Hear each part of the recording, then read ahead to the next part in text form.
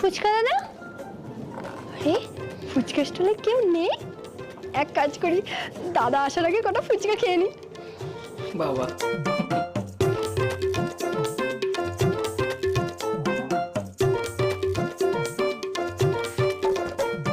অনেক ফুচকা খাচ্ছে।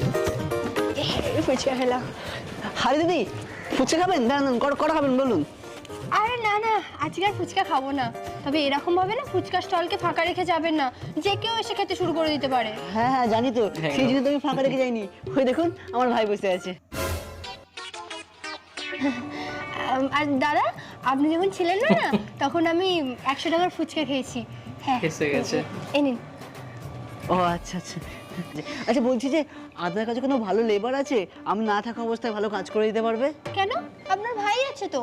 আরে ও তো আছে, কিন্তু ও তো অন্ধ, ও কি করে কাজ করবে? গেল।